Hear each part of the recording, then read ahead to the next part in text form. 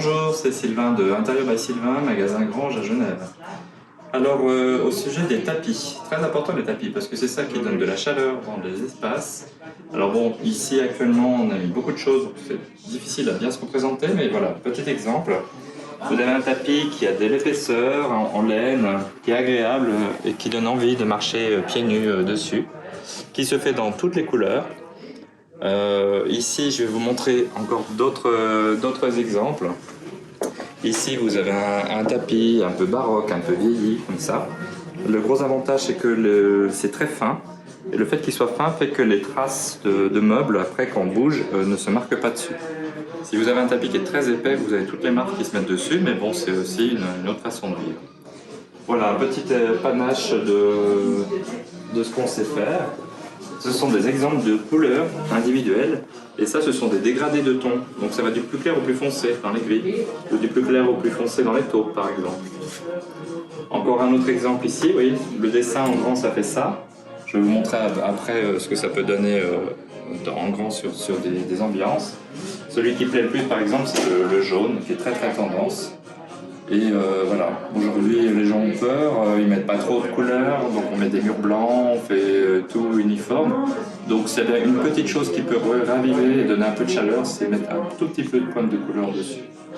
Tapis traditionnel, voilà, classique, pareil, on choisit la couleur qu'on veut. On peut faire dans les taupes, dans les gris, mais ça fait partie des tapis qui sont plus épais et qui peuvent se marquer plus facilement, mais voilà, qui durent dans le temps. Ça, ce sont les couleurs du tapis qui est là, en différentes couleurs. Vous voyez, on peut faire aussi dans des bleus ciel. Ici, exemple aussi dans les gris, ça aussi, ça plaît beaucoup. Ce genre de tapis, bien sûr, on peut faire toutes les tailles. Et on arrive à des budgets qui sont pas trop élevés, rapport qualité-prix très bien placé. Autre exemple, ça marche beaucoup dans les chambres à coucher. On a aussi des couleurs très claires aussi. Et là, c'est bon, c'est plus synthétique, mais oui, c'est comme si vous caressiez un chat angora. Très très doux. Et voilà, on a des fois des jeunes qui aiment bien se jeter dessus et glisser dessus, c'est super agréable. Et ça s'écrase jamais non plus au niveau du poil, très très facile d'entretien. Voilà, encore une autre idée. Et on peut faire des choses simples sans se trop marquer. Celui-ci beaucoup plus prononcé, ça c'est un tapis de Sarah Lavoine. Qui l'a dessiné, et voilà. Et puis là on a mis beaucoup de couleurs beaucoup plus osées, mais on est plus dans le tapis traditionnel avec des épaisseurs. Vous voyez, quand je bouge ça, on voit des marques. Mais ça fait partie des très très beaux tapis aussi. Et là, un tapis exceptionnel.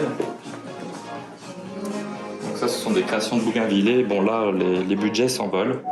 On a des mélanges de soie naturelle, de viscose, de coton. Et surtout le graphisme aussi qui est magnifique.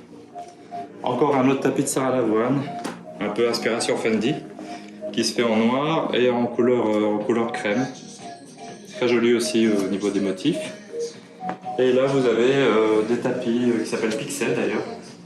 Et là on peut le faire à la carte, on peut choisir, chaque point peut être fait dans la couleur que l'on veut. Donc après on vous montre un graphique et on choisit les tonalités par rapport à votre intérieur. Je vais venir voir, je vais vous montrer encore d'autres choses. Donc ça on a déjà vu.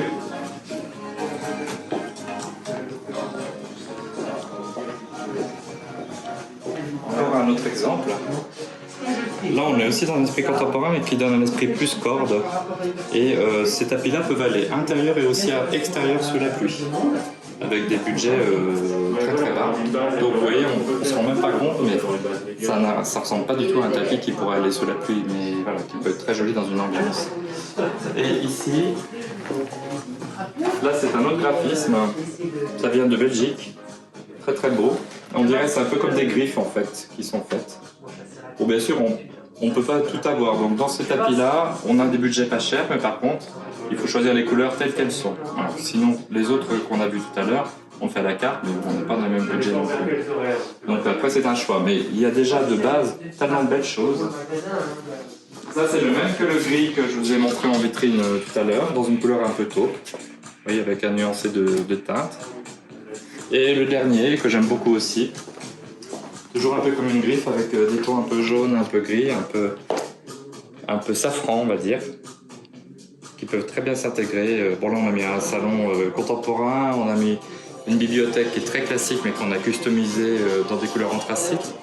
On peut très bien mélanger les choses, voilà, ou faire tout contemporain, mais dans tous les cas c'est le tapis qui va tout faire. Et pour mettre un beau tapis, il faut toujours qu'il soit plus large, plus grand que la taille du salon. Si vous faites un tapis petit, votre salon sera petit, alors que l'espace, on peut se permettre d'agrandir l'espace très facilement. Voilà, n'oubliez pas les petits j'aime bleus, à bientôt.